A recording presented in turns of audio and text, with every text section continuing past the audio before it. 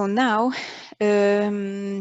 let us to convey some questions first to László and then Sébastien about their presentation and their results and research. So to László, one question would be, what was the most important takeaway from the Enhancing the Teaching Mobility Experience training, in your opinion? Thank you very much for this question.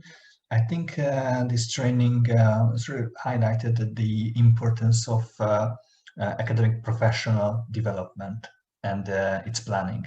So the participants created very detailed, very thoughtful plans for their academic development, and in that form they highlighted the role of teaching mobility can play in their further career. And I think it's a very important issue to embed teaching mobility in your career development plans, because in that way you can make it more explicit, you can plan for it, and you can use it to secure institutional support as well. So this correlates well with the results of the research. What are the important elements defining the intention and the satisfaction of teaching mobilities? Okay, thank you. And another question would be, did participating in the Teach with Erasmus Plus project and doing the research and developing the quality measurement tool change your attitude towards teaching mobility than it was previously? Well, previously I was very keen on internationalization and the mobilities in general. I was thinking about the possibilities of teaching mobility. I haven't been myself on a teaching mobility yet, because I only obtained my PhD in 2019. So I'm an early stage researcher at this point. But after the pandemic situation become, well, let's hope normalized, I'm sure to plan to go on teaching mobility. So if nothing else, it's ensured my motivation. And the last question would be about, you mentioned some motivational and hindering factors, both on personal and organizational level. So do you think that more institutional recognition of teaching mobility would motivate teachers to go on a teaching mobility? And in what way? Yes, for sure. So in short, I can say that it definitely can improve the intention to go on mobility. As you may know, that academics are often overburdened with different tasks, and of course they select from what is important. And if I see something that is not important for my tenure, for example, then I will focus on other things. But there are creative aspects to that. So for example, during the interviews, we have learned that someone used teaching mobilities as an opportunity to expand their data gathering process to different countries for their research for rehabilitation. So for example, in that case, the teaching mobility was well connected to the academic achievement. But overall, I think if it gains more visibility, either through recognition, maybe just informal recognition, you know, that you can present that you were in a wonderful place, you learned a lot to your colleagues, and then maybe motivate them to go on different teaching mobilities, then it could be enough in itself. But of course, more formal recognition, I can imagine, like recognition in performance appraisal schemes, and recognition in career advancement as well. Okay, thank you very much. And some questions we received to the presentation of Sébastien. So someone asked that besides being a pedagogical engineer, do you teach teachers or students? So what is your main path? Both, in fact. without giving you all my curriculum, like lots of people who work in this kind of field, I work in many places, but actually, and with many kind of public, but since some years now, here in UniLaSalle, I teach to teachers and work on professional development. I'm a teacher, a trainer, I can say, and also I teach to students as a teacher, but also we can provide here in the pedagogical innovation department. We want to also propose free and open how to say coaching time to students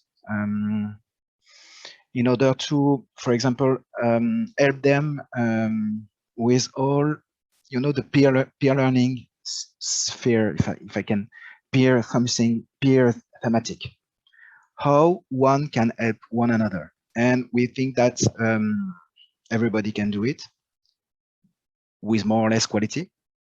And it's important to be clear on our main objectives. And we think that these kind of skills can be really interesting personally and professionally, and can help for the success in their studies. So to answer clearly, sorry, it's difficult for me to be short. To answer clearly, now I teach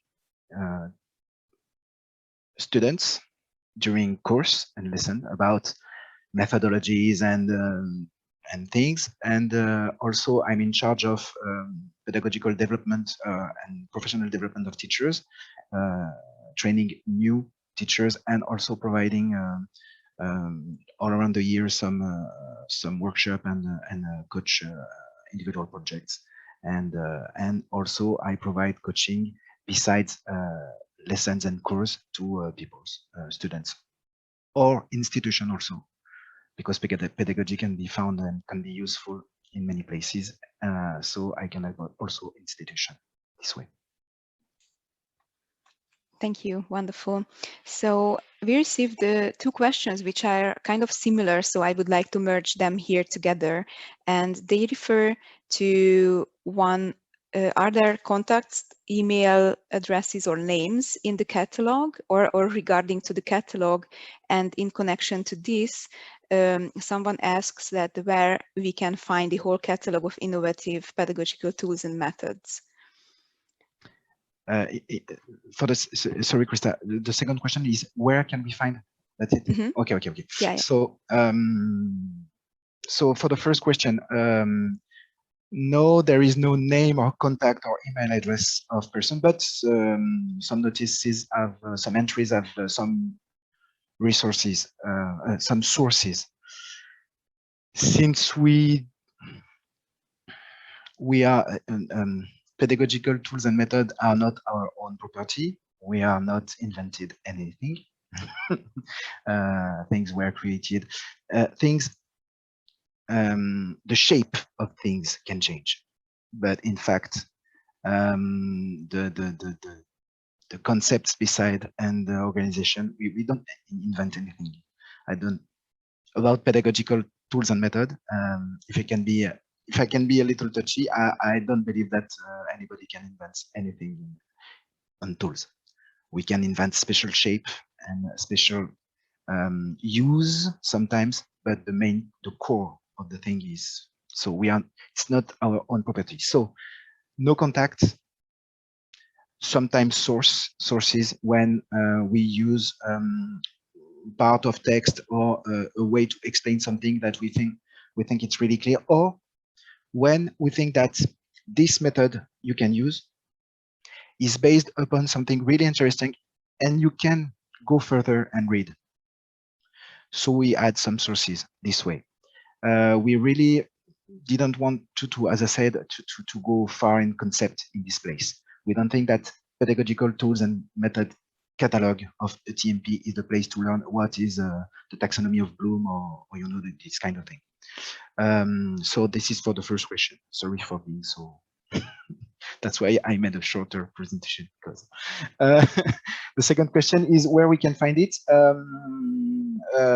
At this very moment in the eTMP platform, and we will show it and we see it maybe later more. There is an other section, and it is other section we can find a methodology, but maybe in the platform we can find a kind of I don't know how to say in English, bandeau.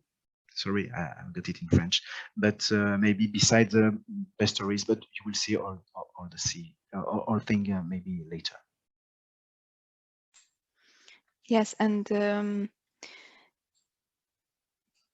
there is a question that we just received. So are there no examples for the applied method stepped forward by a teacher?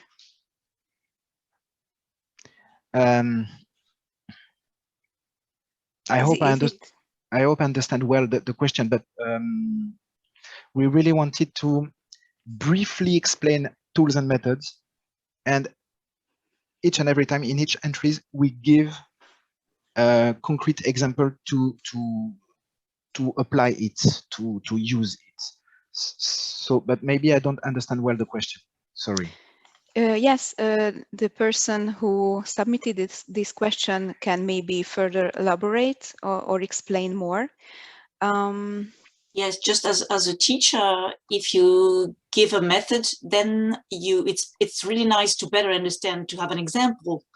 So it's like you explain how to do an exercise, how to solve it, and then you give an example. It's just asking. Yes. Okay, it's not mandatory. I understand that. It makes the story longer in the catalog, but yeah. Yes. So this way, okay, I understand. Well, in fact, we wanted to give an example, and according that one example is only one example, and during mobility, cultural behaviors can be different, and so on. And this way, you said, Gabriel, we wanted to create this short video to show concrete application of the method and the animation method. I hope this this explain. Yeah, thanks, Aniko, for sharing the link. Yeah, they are on the Teaching Mobility platform, and the idea was really to make them as clear, as observable as possible.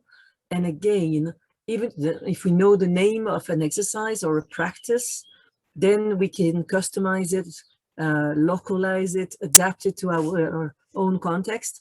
But at least we have a clear 2 minutes video showing how we can set it up, how we can organize it.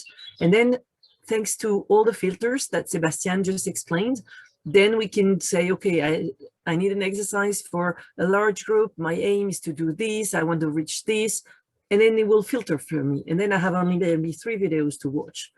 So that's the idea behind it. So it's not examples as in France, in this place, we did it that way, or in Germany, this place, or in Poland, this place, we did it that way. But it is really explaining the how, and the how is kind of general. Then, of course, if I don't really like all of the how, I can just localize it, customize it to my own need, tailor it to my own need.